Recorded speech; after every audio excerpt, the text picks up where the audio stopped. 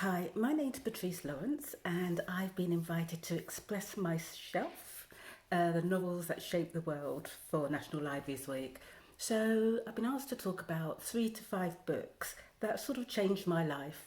Many of my books are in storage at the moment, so some of these books represent the authors that have changed my life. So these are some of my books for young adults, so Orange Boy, 8 Pieces of Silver, Indigo Donut, Rose Interrupted, some books for younger children, and some books that are in an anthology.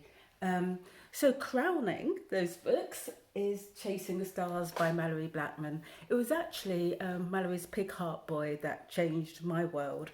I'd been writing for as long as I could write, but I never saw that people like me were authors. And it wasn't until I was in my 30s and I turned on the TV and there was an adaptation of Mallory's Pig Heart Boy where I saw a black family. It was a English family, so it wasn't a Cosby Show, and it wasn't Fresh Prince of Bel-Air. And suddenly, all that time up until then, I've been writing white characters because white children were the only children I read in books. I only saw white authors. And suddenly I thought, oh my gosh, people like me can be in books, and I found my voice. Secondly, I'd like to just talk briefly about these 2 books. These are books that were gifts to me. So this one is an anthology of love stories, not love stories, extracts of love letters, poems, very famous ones, Shakespeare, Donne, Elizabeth Barrett Browning, and it was a present from my father. My father died in my 20s, but this is the only thing that I had that he gave me, and with his writing in. And he gave it to me when I was 7. The language was impossible, but I still found little nuggets of things in there that I loved. And it showed me, I suppose, how different types of writing can express emotion. And then this book, Yeats Selected Poetry, and again, it's Auntie Phyllis was my foster mum who looked after me from the age of 4 months till I was 4. Working class family in Brighton, but who bought me encyclopedia, signed me up to a library, encouraged me to read, encouraged my creativity.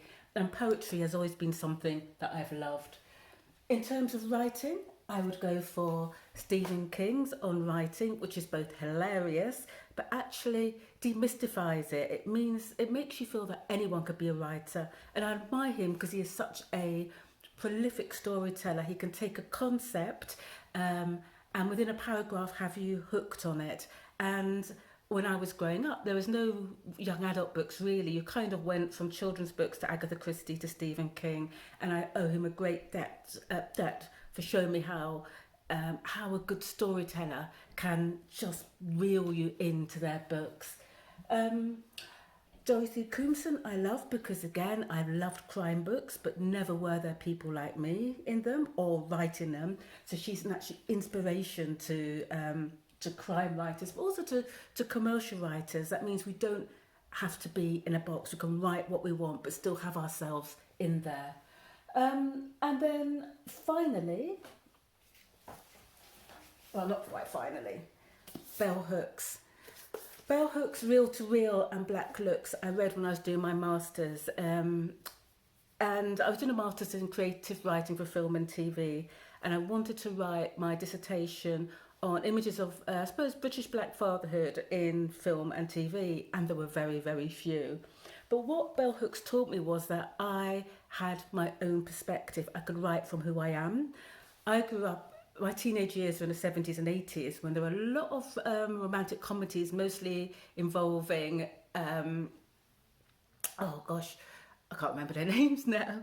Sort of Julia Roberts, Sandra Bullock, those sort of Meg Ryan, those sort of actors.